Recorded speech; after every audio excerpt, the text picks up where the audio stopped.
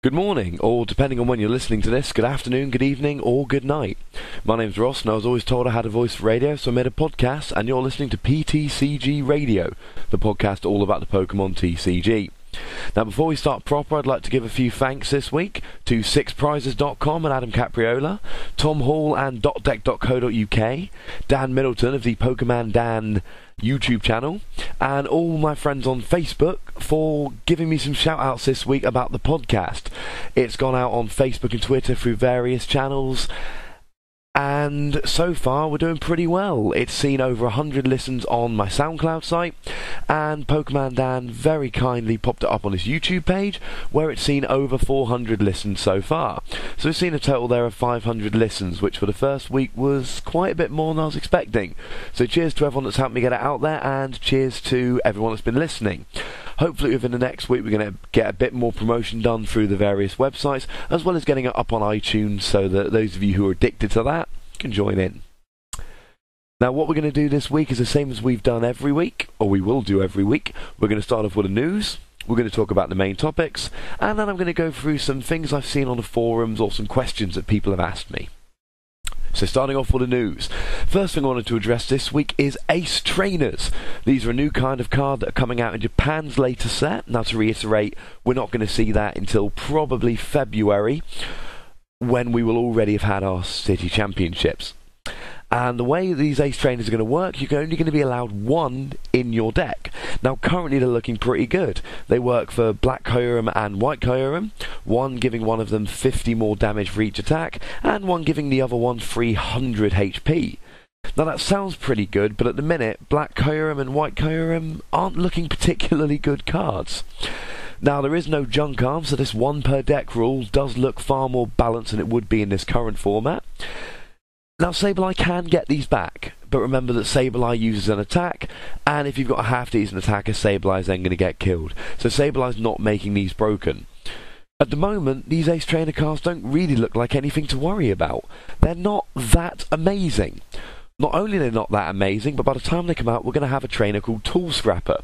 And what that does is it allows you to discard two of your opponent's Pokemon tools. So they put down a Ace Trainer card, one of these ones that gives 300 HP. You do 180, the following turn you drop Tool Scrapper. Not only does that kill their Pokemon, but it's still your turn, you still get an attack off. Now, we don't know if these are going to remain as tools, although early signs are good that it will. We also don't know if these are going to remain specific to one particular Pokemon. But from what we've seen so far, again, that does look fairly likely. The other nice bit of news we got this week was, following on from my mention in the last podcast, there is going to be a Vileplume in Japan's new set. But there is not going to be Trainer Lock. It has an ability, a very interesting ability, and what that does is it makes all Pokemon 4 times weak. Now, this would be an amazing tech in Vileplume decks at the moment, and I think we can all agree it's a good thing that we don't have it. It is still going to be a bench sitter. The attack, it's nothing stellar. But in our new format, when this will come out, yes, we've still got Catcher, but we don't have Junk Arm. That means there'll be 4 catchers in total to play with. That gives your Vileplume a lot less chance of getting caught up. Now, the real thing I see Vileplume for is for toolbox decks. A lot of Pokemon that hit for small energy costs, but playing on the 4 times weakness. For instance, a simple Tepig can now do 40 for 1 energy. You get a black and white Sork, you put a fighting energy on it, it's doing 80 damage, as long as they're weak to fighting. Now, the real potential I see with this is evolutions. You get a few different EVs, you power them up nice and quickly. A lot of them have an attack which is just 1 energy and a double colourless, which will still be in the format. And then you can be hitting for insane damage using your evolutions. The biggest problem, however, is they're not basic, so no prism energy, and we're losing rainbow energy. Now, instead of that, we're getting blend energy, which is like half a rainbow. So there's 2 different types of blend energy. One will give you psychic, or fire, or dark, or grass. All good for evolutions. The other one gives you lightning, or water, or fighting, or metal. Now, that's a lot less use because there's no fighting EV and there's no metal EV. It has potential. It's going to take time to see if anyone's going to use it. Now, I want to finish on 2 little bits of news about national championships. This podcast is probably going to run longer than I imagined, probably longer than the half hour we managed last week. and I'm going to be focusing on UK and US Nats. But I do just want to give a very quick well done to Igor C, who won Portuguese Nationals with Darkrai, Terrakion, Tornadus, Mewtwo, and Entei, who won Canadian Nationals. I forget the name of the man, I'll try and add that in at the end. Not only did Entei win Canadian Nationals, but the man filled in the deck list wrong, and for the whole of Top Cut he was running on free Entei and free Junkar. Now this wasn't your traditional quad Entei list. He played Mewtwo, I believe he played Terrakion. It was a very teched out Entei list, but still, winning Canadian Nationals with Entei, pretty good going. So that brings us to UK Nationals. Now UK Nationals had 81 Masters, that gave 7 rounds and a top 16. This meant that the vast majority of 5-2s would make cut, but unfortunately not all of them would, and that did happen to be the case. Both George Boone and Joel Morgan went 5-2 and unfortunately missed top cut on resistance. Now I did get some audio recordings at Nationals. The quality will vary a little bit because I was recording them on the go, but I think this is going to sound a little bit better if I put them in.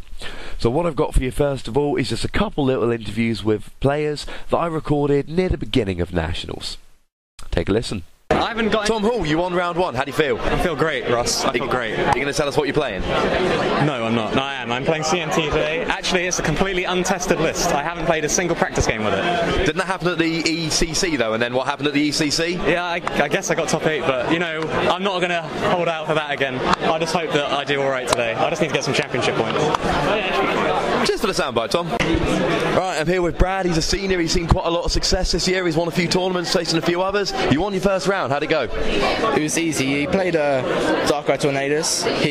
I got a turn to Terrakion going. I plus power to KO his Smeargle. He sets up another Darkrai, puts active, catches my Smeargle, KOs that. I just put Terrakion back forward and I KO him. So what were you playing? These Smeargles, Terrakions, what are they part of? Darkrai, Terrakion. So you feel? I mean, what's the aim for today? Where do you want to place? What are you looking for? Top 2 at least. Is that for the paid trip? Yes. Sweet. Cheers for talking to us. Derry Wheatley, you've brought a fairly unusual deck, your Vileplume Crobat deck, currently sitting at 2-1 after a bye, but what did you beat?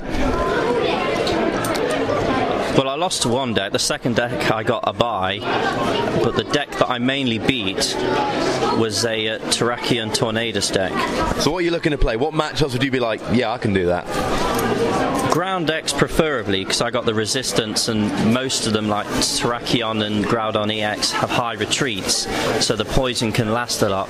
Electric decks, not a big fan of. Darkrai, the free retreat is a problem for the poison, but if I can get the trainer lock early, I should be sexy. He will be sexy. He's sitting at 2-1. Let's wish him luck for the rest of the tournament. Sure. And thank you to them for giving me interviews. Now what I'm going to do now is I'm going to give you my tournament report. But rather than sit here and just tell you about all my games, what I did was record a little mini report after each round. I'm just going to cut them together for you, and what you're going to hear is my thoughts and feelings exactly as they were after each game. Might not sound quite as professional, and at times I do sound maybe a teensy bit moody, but it will hopefully give you a nice insight into exactly how the day went. Now I chose to play a Darkrai variant. I played Darkrai Groudon. I originally got lists from Jack Stewart Armstead, changed about 10 cards, and it attested really well, beating CMT, beating Darkrai, beating Eels, and going 50-50 with Mono Fighting and Empoleon Terrakion, which in theory should have been my hardest matchups. Let's see how I did. Round 1 I played against Nicholas Pearce with Groudon Terrakion, which, let's face it, not the deck I wanted to face. He went first after giving me 3 mulligans. He then obviously played Nen on his first turn, getting rid of all my advantage. It was very slow. We were playing catches to slow each other down, few trumps round 1, early game. What was good though, I had my Groudon start, I had a Tornadus, I got my Mewtwo out to kind of keep his Mewtwo at bay, and it went very, very slowly. I did land a Darkrai at one point. I popped him down to retreat the Groudon so that I could max potion heal it and get a couple of prizes off a damaged Groudon. Now, needless to say, the Darkrai did then get killed, but we managed to work it down, and just as time was approaching, we got to 1 prize for me, 2 prize for him. Unfortunately, my lack of drawing a catcher meant I had to take out his Terrakion, which meant I had to then get 7 prizes. He had a Mewtwo with 1 energy, he had a Groudon with 2 damage and 4 energy because he played a double colourless. It went back and forth, I healed my Groudon, he killed my Shaman, at which point I've only got EXs, he needs to kill one, my Tornadus is Eviolitis, so there's nothing there. But my Mewtwo is looking vulnerable if we can get enough energy on his. Luckily he ends me, I draw a Juniper, but my top deck's actually a Super Scooper. I hit heads, I Shaman the energy over, and I knock out his Groudon for the win. Not the easiest round 1. Game 2, unfortunately, much less fun than the first. Against CMT, went second again. Wasn't the end of the world. He hit me, I max potioned, it was fine.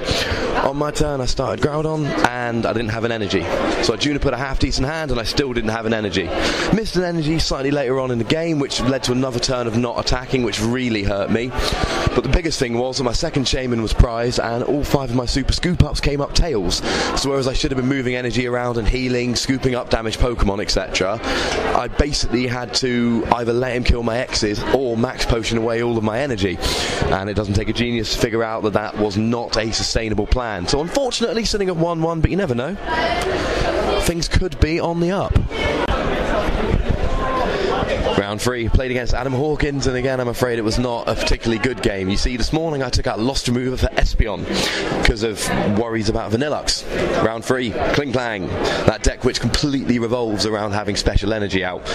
No Lost Remover, there was nothing I could do. He had his Terrakion to take out my Darkrai, he played double Mewtwo and I didn't, so I couldn't go down that route. I knocked out a Kling Klang, I took a few prizes, but it was one of those games that was never going to happen because I didn't play Lost Remover. Never mind. 1-2 here, so I've pretty much got to win out in order to make cut. 5-2s, the majority I reckon will make it, not all of them. I could get lucky on resistance, even if a couple of 4-3s do sneak in by some miracle, the resistance won't be good enough. So yeah, wish me luck. And so we get to round 4, the round where if I lose, I am definitely out of cut. This time, after bad matchup after bad matchup, I get stuck with a Vanillux, at which point I assume that my Espeon is prized, but would you believe it? I had an Eevee, turn 2, I had an Espeon, turn 3. I actually managed to take 3 prizes with Trump early game, spread a lot of damage around. He eventually did get a Vileplume and a Blossom and a Vanillux out, and had I not had the Espeon, it would have been incredibly ropey, but as it was, I got the Espeon out and it was fairly plain sailing from there. I'm 2-2 and my resistance isn't looking great, so let's wait and see, shall we? And after round 5, the dream is officially over. I'll try and sound slightly more upbeat than on my previous ones than this. Very simply, he went first. He got a turn 2 Darkrai with Dark Claw. I attached an energy turn 1, and that was the only energy I saw all game. On turn 6, I drew a Pont, my first supporter, and I only managed to get to turn 6 by playing 4 max potions, using all of my resources. About 3 turns in, after he was set up, my hand was 4 Junk Arm and 2 Shaman. Doesn't take a genius to figure out that that was never going anywhere. So unfortunately, 2 losses to 2 Darkrai decks that I usually have a good matchup against, but my deck was saying otherwise, and an auto loss to Kling Klang has ended the dream for now. But I can still win the next 2 and end positive, and let's face it, it can't go any worse than last game.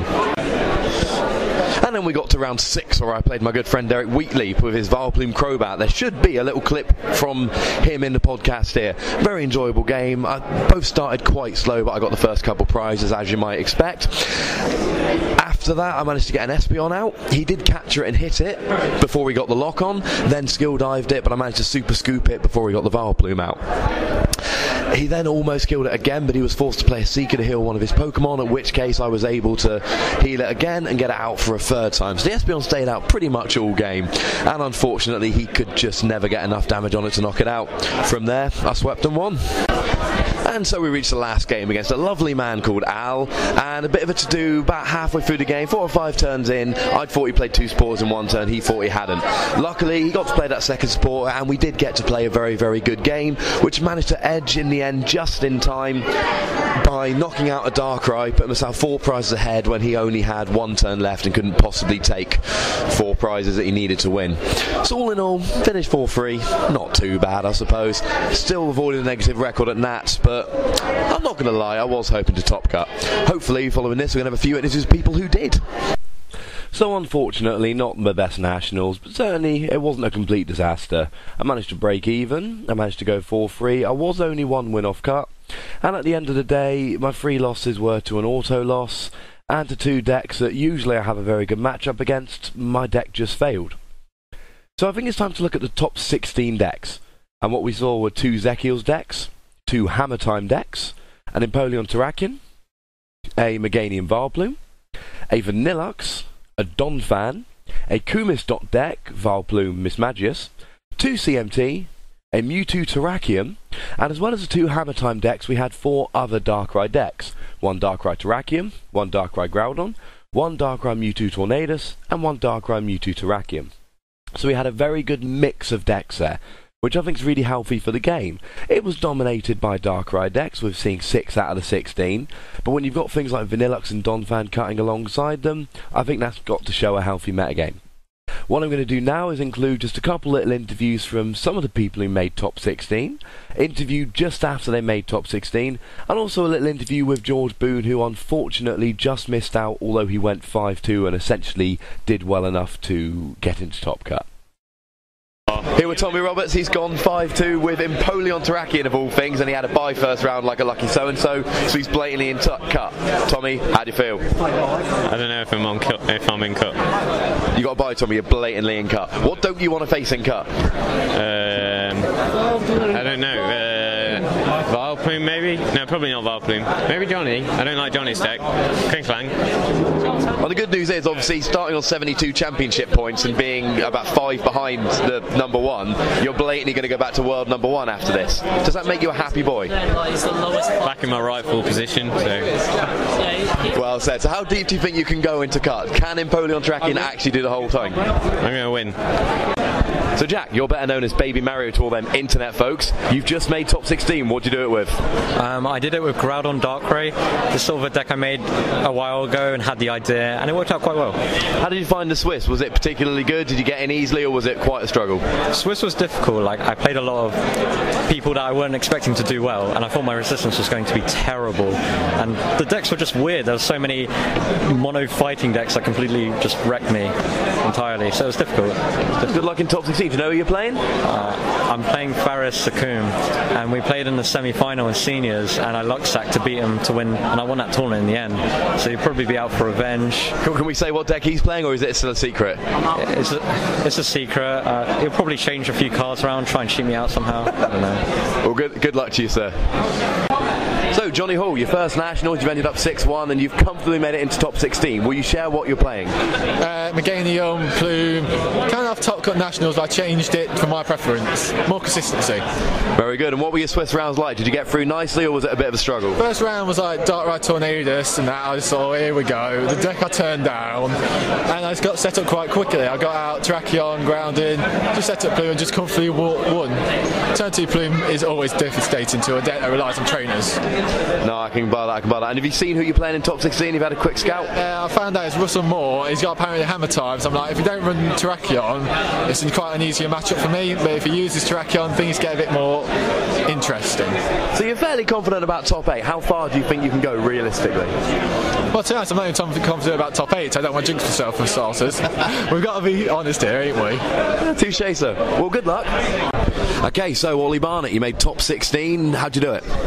I played Hammer Time. I went 5-2 in Swiss, losing my first and last games, as you do. And I got ridiculously good on crushing hammer flips until top 16, where I got all horribly wrong. And do you think Hammer Time was a good play? Was it a deck that should have been brought today?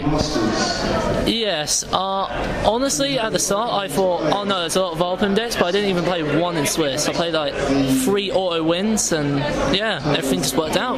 You're a lucky man. So what went wrong in top 16? My opponent got extremely lucky game 3, managed to get a turn 2 Zekrom using Bolt Strike on my Sableye, knocking me out. And when you got no other basic, I suppose that's a bad thing. Well, congratulations anyway for top 16. George Boone, terribly unlucky, went 5-2 and just swift cut. Do you feel hard done by? Well, the 2 games I lost were pretty much unwinnable. It was just bad luck. Like, no player in the world could have won them. So why were they so unwinnable? What about it made them? One game I need I need 1 heads out of 4 duables, and obviously I get all tails and whiff. As happens. Yeah, and the second game I get turn 1. So man, that sucks. So just quickly before, because I know you're in the middle of a card game, who's your pick? Who's going to win the whole thing? Tommy Roberts, so I get a free room. And thank you to all those players for giving me interviews. So in the top 16 at UK Nationals, Alex Norvey-Zekiels beat Ollie Barnett's Hammer Time. Tommy Roberts and Polion Tarakian beat Jake Welvin-Zekiels. Tommy Hall's Meganium Valplume beat Russell Moore's Hammer Time. Matt Blower's Vanillux beat Scott Burge's Donphan. Jack Stewart Armstead's Darkrai Groudon beat Faris Sakum's Darkrai Mewtwo Tornadus. Carl Blake's Kumis Dot deck, that's Seamus Madge's Valplume deck everyone's talking about, beat John Gregory's CMT after being donked round 1. He insisted I include that.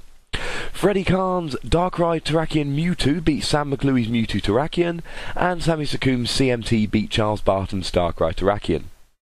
Moving into top 8, Sammy Sakum's CMT beat Tommy Roberts' Empoleon Terrakion. Carl Blake's Kumis Dot deck beat Freddie Khan's DMT Darkrai Mewtwo Tornadus. Matt Blower's Vanillux beat Johnny Hall's Meganium Valplume. And Alex Norvey-Zekiels beat Jack Stewart Armstead's Darkrai Groudon. Moving into top 4, Alex Norvey-Zekiels beat Matt Blower's Vanillux. And Carl Blake's Kumis Dot deck beat Sammy Sakum's CMT. And then in the final, Alex Norvey-Zekiels beat Carl Blake's Kumis Dot deck to win the whole thing. And this made Top Cut very, very exciting. There were several players such as Johnny Hall, Ollie Barnett, John Gregory, who were actually in their very first season. Not only that, but we had a Vanillux deck making top 4. We had Empoleon in top 8. A Donphan made top 16, which made me a little bit sick, because after getting top 16 with Donphan last year, if anyone got top 16 at Nats with Donphan this year, I feel like it should have been me. But I've no one else to blame. And one of the more incredible things is Alex Norvey won UK Nationals. Now, for those of you that aren't so familiar with the UK scene, it is dominated by the Sakum brothers, Sammy and Yassine.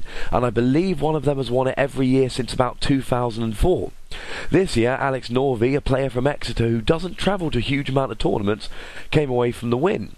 Needing 10 play points to qualify, he came to Nats with only 19, whereas most of the top players have 40, 60 or more play points. He also had a whopping 6 championship points coming in. Clearly a good player though, because last year he managed top 16 with Gyarados, after I donked him in Swiss, which I still feel a little bit bad for. So congratulations to Alex Norvey for winning UK Nationals. And now we can see exactly which UK players have qualified for Worlds. Alex Norvey and Carl Blake have won the paid trips for getting top 2 at Nationals, and Sammy Sakum and Matt Blower won the non-paid trips from Nationals. Now, Matt Blower's unable to go, so he passed his invite down to Johnny Hall, who then passed it down to Freddie Khan, so we will be seeing him at Worlds. In terms of championship points, Tommy Roberts has got an invite on championship points and will actually be heading into Worlds as the #1 player in the world on championship points. The UK will also be sending George Boone, Jack Stewart Armstead and Tom Hall, all of whom qualified on championship points. And commiserations to Tamal Cameron, who came 52nd, losing out just on the LO on that Worlds invite. Now this does give some notable absentees, including Yassine Sakum and Ben Stewart Armstead, who have been perennial Worlds competitors and haven't got their invite yet for this year. Having said that, both of them have brothers going to Worlds, so anyone who's going to the grinder, you should hope they don't turn up, because they are very, very good. Now we move into US Nationals, which was, if I'm not mistaken, the biggest Pokemon tournament in the history of the Pokemon card game. There were 1,005 Masters, which gave 9 rounds and a top 128, so a ridiculously long and difficult tournament going over 3 days. Now I'm going to skip straight to the top cut here, and what we had in the top 16 decks was 2 Darkrai Mewtwo and 2 what I would class as regular Darkrai decks. We also saw 2 Excelgor decks, 1 with Mew, 3 Zekiels, 2 CMT, a Kumis deck, and a Klinklang deck. So in US Nationals, as with UK Nationals, a huge amount of diversity in top 16. And we had a mix, just like at UK Nationals, of the good players that you would expect to do well, like John Kettler, Tom Dozel, and Jay Hornung, as well as players who I certainly was not aware of before. So in the top 16, Brendan Brander's Darkrai Mewtwo beat Harrison Leven's Excelgor. Kevin Nance's Zekiel's Terrakion beat Stephen Clark's Darkrai. Jay Hornung's Darkrai Mewtwo beat Jeremy Jallen's Zeals. Ashton Haswell's Zeals, which was a very odd list playing no Terrakion but with Max Potion and 2 Raikou, beat Dallin Fell's CMT. John Roberts Klinklang beat John Kettler's Mew Excelgor Vileplume, which, for those of you that follow Six Prizes Underground, was quite refreshing because he'd been talking about this deck for a while and saying that he hadn't been able to get it working, so making top 16 with it is a real accomplishment for him. Carl Shu beat Toby Natal, and I'm afraid I don't know what decks either of them played. Tom Dozel's Darkrai list beat Dylan Bryan's Kumis deck, and Tom Dozel's Darkrai list was very interesting and that it was built for maximum consistency. The rumours I'm hearing are that he just played 4 Darkrai and 2 Smeargle and went for full-on consistency. And Chris Murray took the final win in top 16, beating Simon Nerode. Now again, I'm afraid I don't know what Simon Nerode played, but Chris Murray played CMT. This was again a very unusual build in that it played a whopping 4 supporters, 3 Juniper and an N. Now it did play 4 random receiver, so I'm told. It also played a heavy Smeargle count. The plan with the deck really was use their supporters and starve their Smeargles of your own supporters. So not only some unusual decks making top 16, but some very unusual builds. I will at this point apologise for anybody's name I'm mispronouncing. Some of these names I've never seen before, so if you are listening and I am pronouncing the names wrong, my apologies. Feel free to correct me via the usual channels. In top 8, Kevin Nance's Zekiel's Terrakion beat Brendan Brander's Darkrai Mewtwo. Jay Hornung's Darkrai Mewtwo beat Ashton Haswell's Zeals with Raikou and Max Potion. John Roberts Klinklang beat Carl Shu with whatever deck he was playing, and Chris Murray's weird CMT build of only 4 supporters beat Tom Dozel's ridiculously consistent Darkrai list. In top 4, John Roberts Klinklang beat Chris Murray's CMT, and Kevin Nance's Darkrai Terrakion beat Jay Hornung's Darkrai Mewtwo. And in the final, John Roberts Klinklang took the title, beating Kevin Nance's Darkrai Terrakion. And as is the case at the moment, it went down to time and it went down to a coin flip. They were 1 game all. In the 3rd game, John Roberts managed to top deck a Klinklang. Not the one that moves energy, but an attacking one, I believe. And managed to hit 1 out of 2 flips in order to take the win with that. I will have to look up Klinklang. It may be the one with the ability. Either way, he top decked the Klinklang and won it on flips. And there are some very interesting decks here. I've mentioned the CMT with 4 supporters a little bit. Now, the earliest I saw this was Tom Hall, back when he played Zekiels at the ECC with, I believe, 6 supporters, a few poker gear, and a heavy Smeargle line, managing top 8 at that tournament. And I tried a similar thing with his ZPS T list, playing very few supporters and a heavy Smeargle count, at a Battle Rose where I managed to take 2nd, not winning because I stopped paying attention. I did a report on 6 prizes if you want to go and have a look at that. We also saw Tom Dozel again, going internationals and doing really, really well, making top 8. Now that would be good enough for an invite, had he not already had a paid invite from getting top 4 at Worlds last year. But so go the reports, he played just Darkrai. And you may think with all the Terrakion and the mono fighting around that might be a bad play, but when you're going off turn 1 Darkrai or turn 2 Darkrai every game, you are going to overwhelm them, you're going to get rid of their energy, and I don't think it's any surprise that a list made that well made it all the way to top 8. We also saw 2 Excelgor decks, proving that it is possible to make a good deck, it's just incredibly difficult to do so.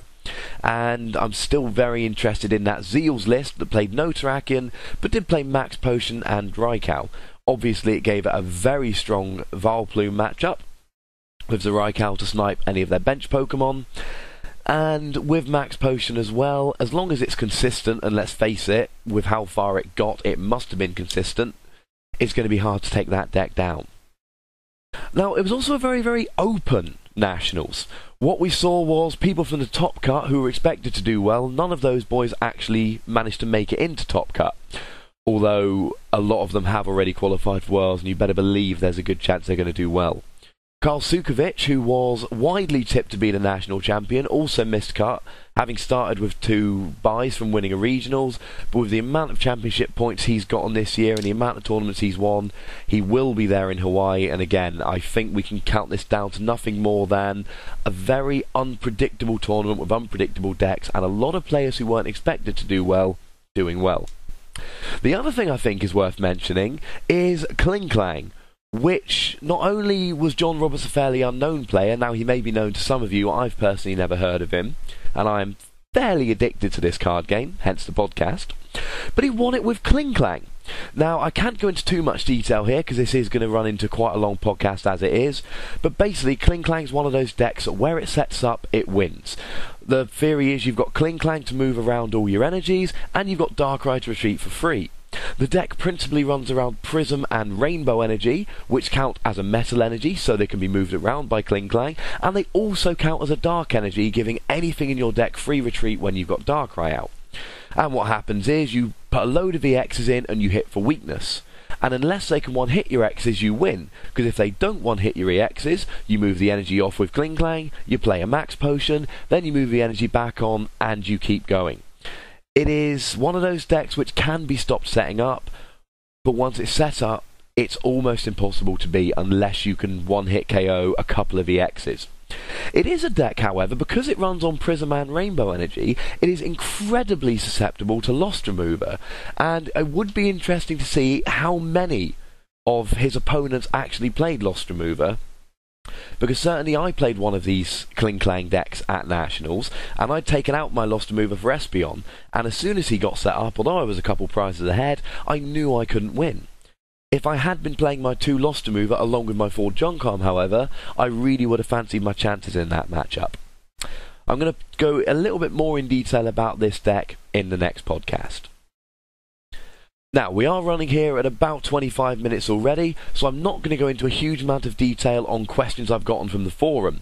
Next week, the whole Pokemon scene is going to be a little bit quieter because we haven't had Nats, so I'm going to go into detail about things like the winning Entei list, the winning Kling Klang list, and a quick discussion on how many championship points it really did take to qualify.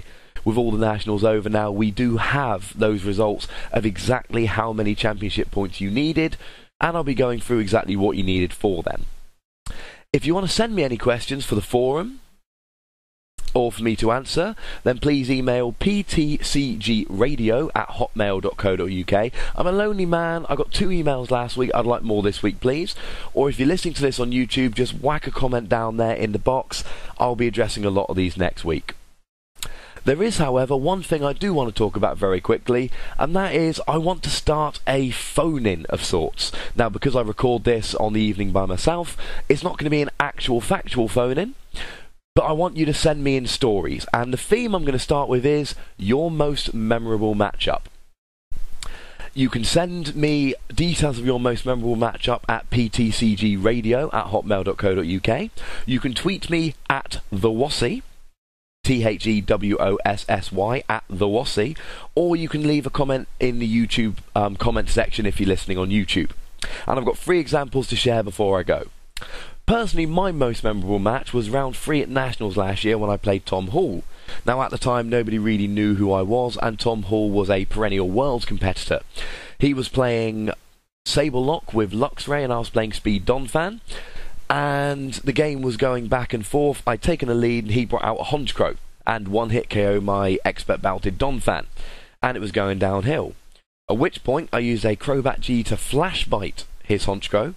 And seeing that I had a Donphan with no energy, he allowed me to Flash Bite it. He could have Power Sprayed, but he chose not to.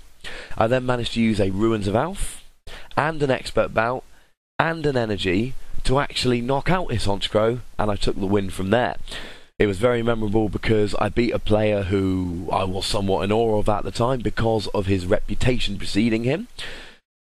and because it was a win that I really had to work for, and that the techs in my deck, like Ruins of Alph, which nobody played at the time, really paid off. Tommy Roberts was kind enough to share his most memorable matchup with me. It was when he was playing Freddie Khan a couple of years ago with a Machamp deck. And with the game almost out of reach, Tommy needed to top deck a double colourless energy and hit 4 out of 4 heads on Hurricane Punch in order to take the last KO and the win. Which is exactly what he did, bringing a comeback from almost nowhere. And my friend from League, Ben Hall, was also kind enough to share his most memorable matchup with me, which was a match from last season where he managed to beat a Lux Chomp list with Combee. Now, for those of you that don't remember Combee, he is still tournament legal until the end of Worlds, but it's basically, I think, a 30 HP Pokemon who for 1 energy will do a bit of damage and poison if you've got a Vespiquen on your bench. Now, I haven't read the cards for a little while, that might not be entirely accurate, but the point is he took down the best deck in the format with a complete and utter rogue, and one that wasn't even considered to be all that good. Please send me your most memorable matchups, and if anybody sends them to me, I'll include them in the next episode, where we're going to be talking about Entei, we're going to be talking about Kling Klang, and we're going to be talking about championship point cutoffs. If you've got any questions, if there's anything you want me to go over, or if you'd like to give me a little bit of feedback, please do send me an email or get me on Twitter @TheWassy. Thank you for listening. We had 500 listeners last week. I would like to beat that this week if you would be so kind. I've been Ross Gilbert, and this was PTCG Radio. And if you've got this far, I'm going to stick a couple little outtakes from my recordings at Nationals as a little thank you. Tommy, I don't know how this works. Give us a quote. Hello? I don't know. Yeah, that's what people want to hear. Tommy's saying hello. World number 1. Some brilliant advice here. No. Oh, sweet. Yeah, that works. Tommy, I've got it working. How does that make you feel? Good. Mr. Mike, how'd you do? I lost it to Mao.